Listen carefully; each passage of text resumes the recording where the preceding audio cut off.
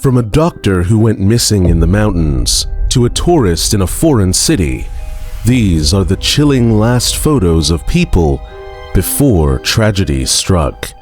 A breathtaking photo of a bright, early morning sky marks the last memory of Dr. Deepa Sharma. This image captures her final moments before tragedy struck. Dr. Sharma, an Ayurvedic doctor from Jaipur, planned her trip to Himachal Pradesh to celebrate her 38th birthday. She shared her journey on Twitter, showcasing her love for nature. Her posts included stunning photos from her trip. Her last post depicted her of the last point of India where civilians are allowed. This location, 80 kilometers from the border with Tibet, was the subject of her final tweet. Shortly after this tweet, tragedy struck. Falling rocks from multiple landslides in Kinnaur district hit her vehicle, killing her and 8 other tourists. Dr. Sharma's brother, Mahesh Kumar Sharma, shared his grief on social media, highlighting her excitement for the trip and her recent purchases of a professional camera and smartphone to capture her adventure. The sudden loss of Dr. Sharma left many in shock. President Ram Nath Kovind, Prime Minister Narendra Modi, and Himachal Pradesh Chief Minister Jai Ram Thakir offered their condolences. Prime Minister Modi announced an ex gratia of $2,500 for the families of the deceased and $625 for the injured. But this next photograph captures the innocence and youth of a 3-year-old boy, William Tyrell, playing in his Spider-Man suit, just moments before he vanished from his grandmother's yard. This image, filled with the bright, vibrant energy of childhood, is now a haunting reminder of his sudden disappearance on 12th September 2014 in Kendal, New South Wales, Australia. On that day, William was playing hide-and-seek with his sister in his grandmother's yard while his foster mother and grandmother watched. Around 10 a.m., his foster mother stepped inside to make a cup of tea. Within minutes, William vanished without a trace. His foster mother searched frantically around the house and yard. She called 000 emergency services at 10:57 a.m. By 11:06 a.m., the New South Wales police force arrived, beginning an extensive search that would capture national and international attention. Hundreds of police, state, emergency service numbers, and community volunteers scoured the area. They searched day and night using helicopters, detection dogs, and divers to explore every possible hiding place. Despite these efforts, they found no trace of William beyond the backyard boundaries. What could have happened to William during those few crucial minutes? The investigation, named Strike Force Roseanne, initially focused on the theory of abduction. 2 suspicious vehicles were seen near the Tyrell home on the morning of his disappearance. These cars, a white station wagon and an older-style gray sedan, were parked between driveways in a manner that seemed out of place. Although police searched for the drivers of these vehicles, they have not been located or identified. A reward of $1 million Australian dollars was offered for information leading to William's recovery. This unprecedented reward underscored the gravity of the case and the desperation of the authorities and William's family to find him. Despite this, no concrete leads emerged. Moving on to Pedro Villarin, whose last wish came true when he walked his daughter down the aisle on her wedding day. Sadly, he passed away just 3 days later. Pedro Villarin, a 65-year-old father, battled liver cancer for a year. His last wish was to see his daughter Chloe get married. Despite the challenges, his family made it happen. Originally, the wedding was set for a later date. However, Pedro's condition worsened and he was hospitalized due to extreme pain. Fearing that he wouldn't make it to the planned date, the family moved the wedding up by 2 months. Everyone involved in the wedding, including coordinators and suppliers, supported the family. They arranged for an ambulance and a private nurse to ensure Pedro could attend the ceremony in Manila, Philippines. On the wedding day, Pedro, too weak to walk, was accompanied down the aisle on a wheelchair stretcher. Charlotte held her father's hand as the family pushed the stretcher, making the moment even more emotional. Pedro fulfilled his wish of giving Charlotte away to the bridegroom, Mark Cordova. This was really an emotional moment. My father's wish was to see his daughter married, and we made it come true for him, Charlotte said. It hurt me knowing that he would be leaving us, but I was happy he was there. I'm happy he could see me get married. 3 days after the wedding, Pedro passed away. The newlyweds shared their grief on Facebook, posting a picture of Charlotte with her dad, captioned, "Papu, I love you so much." Moving on to Timothy James Pitson, who vanished mysteriously on April 11, 2011, after a joyful day with his mother, Amy Fry Pitson, who tragically took her own life, leaving behind cryptic clues about his whereabouts. Timothy Pitson, a 6-year-old from Aurora, Illinois, was last seen after a delightful trip with his mother to amusement parks. Amy Fry Pitson's abrupt suicide in a Rockford motel room, accompanied by a note claiming Timothy was safe but would never be found, plunged the family into turmoil. In the aftermath, a series of puzzling events unfolded. Amy made phone calls indicating both her and Timothy's safety, but evaded her husband's attempts to reach them. Surveillance footage captured her alone buying supplies before her tragic demise. Her car, stained with Timothy's blood from a previous nosebleed, hinted at hidden clues near a stream. Despite later false findings and a hoax in 2019, where a man claimed to be Timothy, DNA tests proved otherwise. The case remains unsolved, hauntingly shadowed by unanswered questions about Timothy's fate and the veracity of Amy's cryptic note. But how far would you go to save loved ones trapped deep underground? Saman Kunan, a former Thai Navy SEAL, died while placing air tanks inside the cave where 12 boys had been stranded for nearly 2 weeks. He sacrificed his life to ensure the boys had enough oxygen, highlighting the extreme risks rescuers faced. In June 2018, a group of 12 boys and their soccer coach became trapped in a flooded cave in Thailand. As rescuers worked tirelessly, maintaining air supplies emerged as a top priority. The presence of hundreds of rescue workers inside the cave depleted the air supply, causing oxygen levels to drop to about 15%. Normal oxygen levels are around 21%. This significant drop made the situation even more critical. Saman Kunan, 38, joined the rescue efforts by placing air tanks along the route to the boys. On July 6, 2018, after returning from this task, he lost consciousness due to a lack of air. A diving buddy tried to revive him, but was unsuccessful. His body was later transported to Bangkok for a royal-sponsored funeral. The situation in the cave was dire. Rescuers needed to balance the risks of moving the boys against the dangers of leaving them inside the cave with depleted oxygen levels.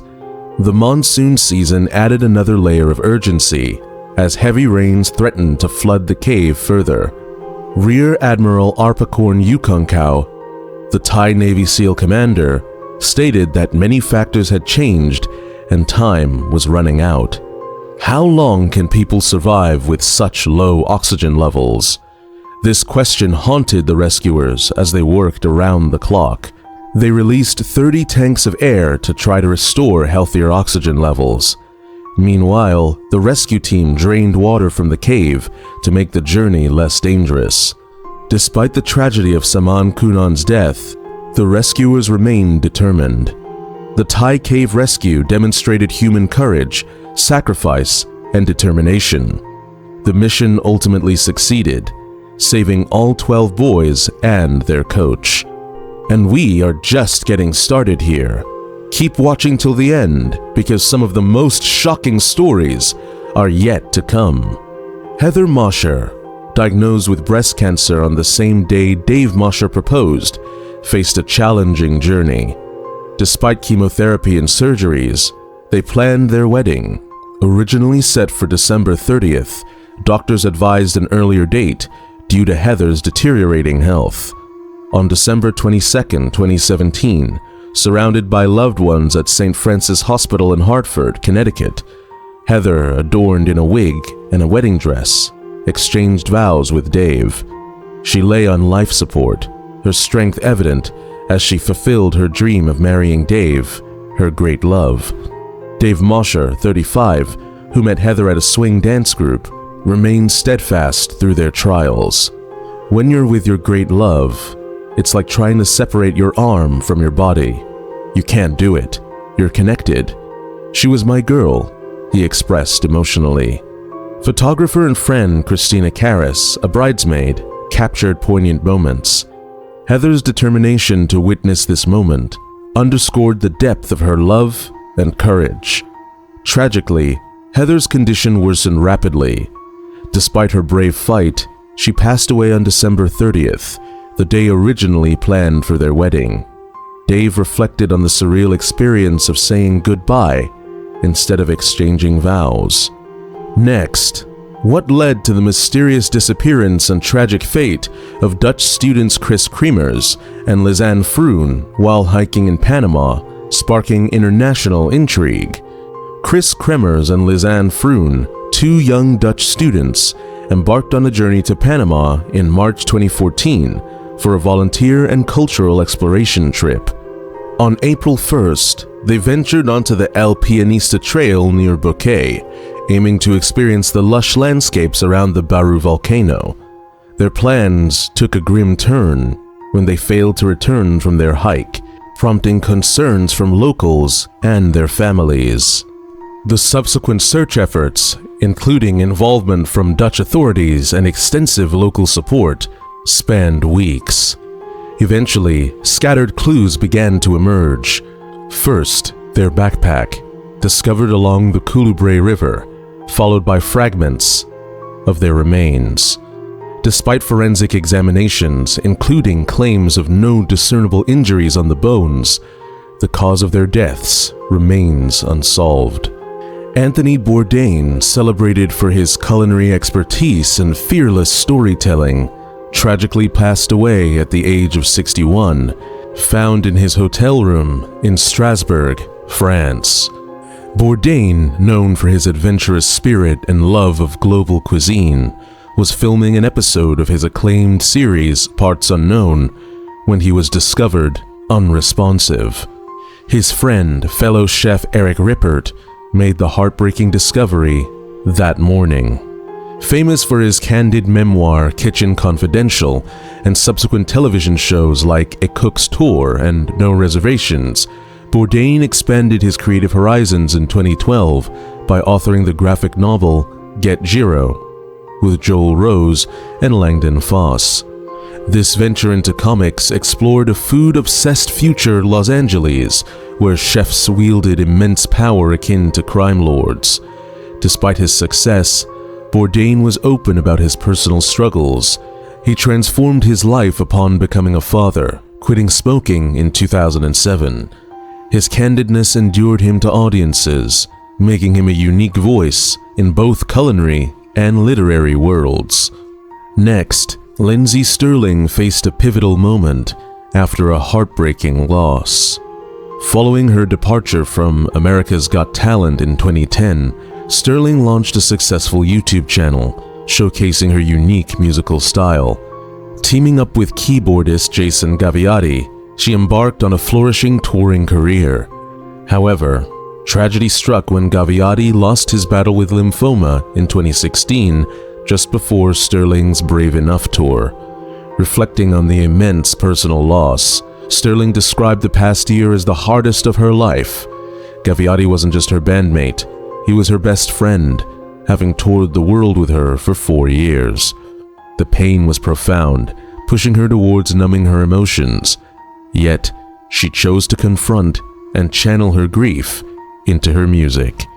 Did you know that every year, over 2,000 incidents involving trains and pedestrians occur in the United States alone. In October 2011, tragedy struck in Utah's Spanish Fork Canyon when 3 teenagers, Issa Ricker, Kelsey Webster, and Savannah Webster, lost their lives in a devastating train accident.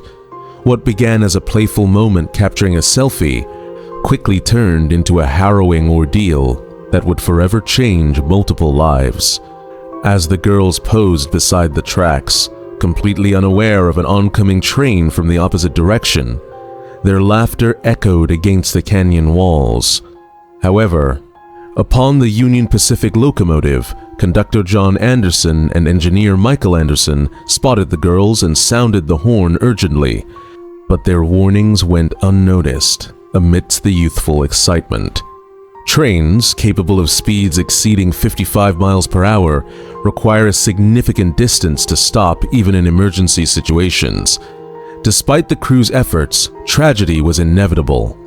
The collision claimed the lives of Issa and Kelsey instantly, while 13-year-old Savannah miraculously survived, albeit with critical injuries.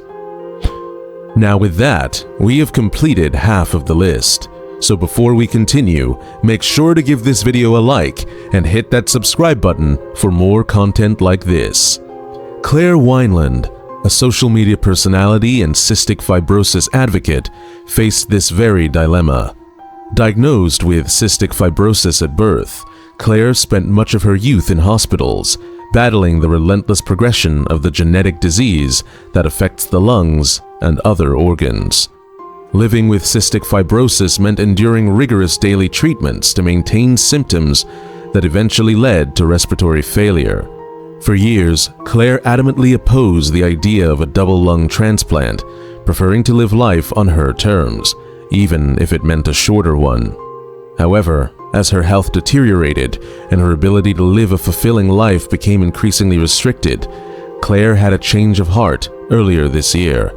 Unable to continue her work and passion due to declining health, she faced the stark reality that without new lungs, her time was running out. To qualify for a transplant, Claire underwent a rigorous evaluation process at UC San Diego Health. This assessment ensured she was physically and mentally prepared for the challenges of both the surgery and the post-transplant recovery. After months of uncertainty, Claire received the news that she had been waiting for. She was placed on the transplant list.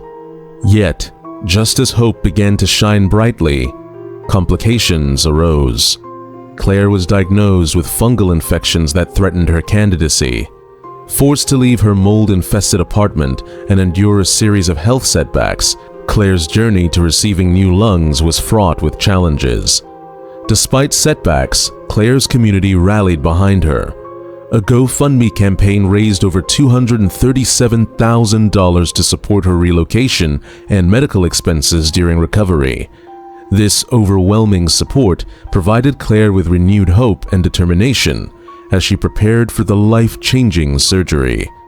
Finally, on a Sunday morning, the call came. Donor lungs had been found. With courage and gratitude, Claire underwent nearly 9 hours of surgery, emerging with a chance at a new life. But what happens when a romantic underwater proposal turns tragic, leaving a couple's dreams shattered in an instant? Stephen Weber's heartwarming gesture to propose to his girlfriend, Kenisha Antoine, turned into a devastating tragedy during their holiday at the Manta Resort off Pemba Island, Tanzania. In a surreal and tragic turn of events, Stephen Weber drowned while attempting to propose to Kenisha Antoine underwater at the resort's submerged cabin. The couple, on what they described as a once-in-a-lifetime trip, had booked a 4-night stay in the luxurious underwater room, an experience that costs $1,700 per night and offers breathtaking views of marine life from a depth of about 32 feet. On the 3rd day of their stay, Weber, equipped with a mask and fins, submerged himself into the crystal-clear waters to pop the question. Holding a handwritten note against the cabin's glass window, he expressed his deep love for Antoine, stating, "I can't hold my breath long enough to tell you everything I love about you, but everything I love about you, I love more every day." As Antoine filmed from inside the cabin, Weber turned over the note to reveal the proposal and then presented an engagement ring before swimming out of view. Tragically, Weber never resurfaced. According to Matthew Souse, CEO of the Manta Resort, staff responded swiftly to the incident but were unable to save Weber. The resort confirmed his death, attributing it to a fatal accident while Weber was freediving alone outside the underwater room. In a poignant Facebook post, Antoine mourned Weber's untimely death, recounting how he never got to hear her answer, which would have been a million times yes. She expressed profound sorrow over the abrupt ending of their happiness, turning what should have been the best day of their lives into the worst, unimaginable tragedy. Next, on a stormy December night in 2000, Trevor Deely vanished without a trace after a mysterious encounter in Dublin, leaving behind baffled investigators and a family desperate for answers. Trevor Deely's disappearance on December 8, 2000 remains one of Ireland's enduring mysteries, making 23 years, 6 months, and 16 days since his last known sighting. That fateful night, after leaving a Christmas party in Dublin's nightlife hub, Deely made a stop at his office to retrieve an umbrella and prepare for the next day's work.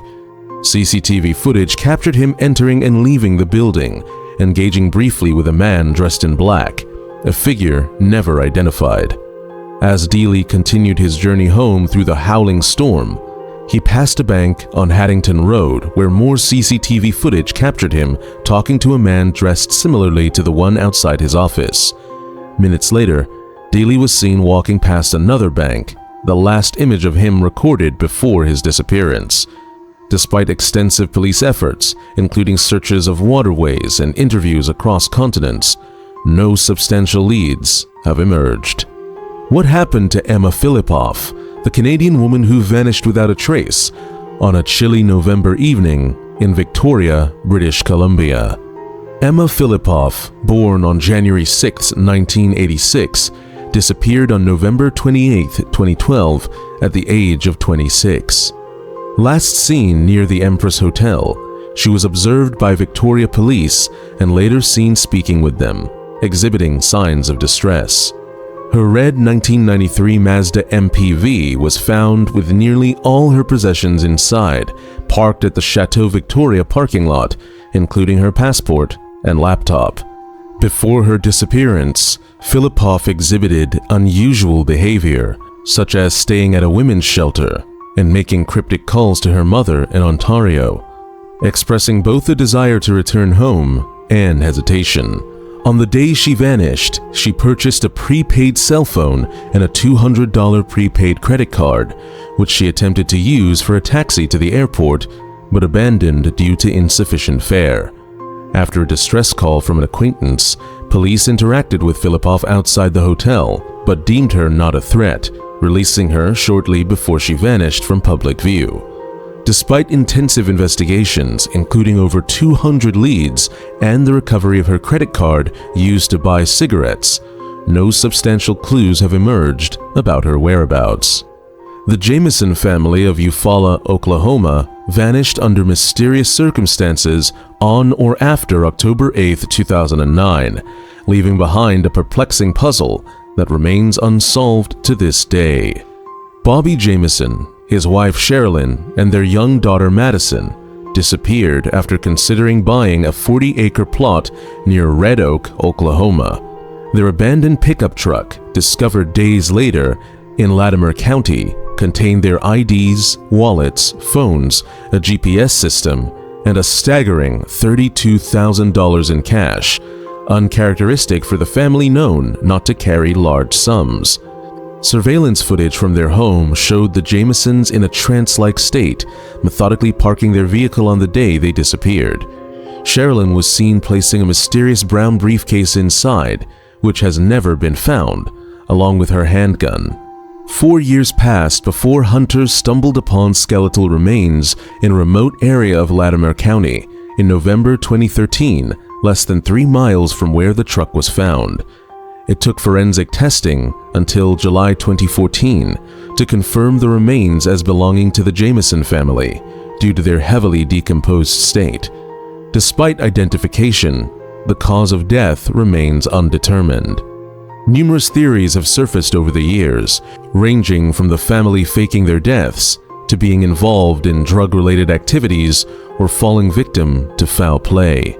Bobby Jameson's legal disputes and claims of threats from his father added layers of complexity, though law enforcement ruled out involvement by his father.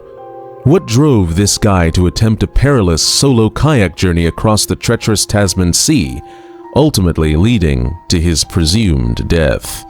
Andrew Macaulay, an Australian mountaineer and sea kayaker, embarked on a daring quest in February 2007 to kayak approximately 1,600 kilometers from Australia to New Zealand. Known for his previous feats, including the first non-stop kayak crossing of the Bass Strait in 2003, Macaulay was no stranger to extreme challenges. His journey across the Tasman Sea was fraught with difficulties from the start. Macaulay's initial attempt in December 2006 was aborted due to cold temperatures inside the kayak. Undeterred, he set out again on January 11, 2007, equipped with innovative survival gear and a determination to cross the sea. Tragically, on February 12, 2007, Macaulay's partly flooded kayak was discovered just 30 nautical miles short of his destination, Milford Sound. His specially designed fiberglass capsule named Casper, which was crucial for survival in stormy conditions, was missing. It was presumed ripped off by a rogue wave, highlighting the relentless dangers Macaulay faced.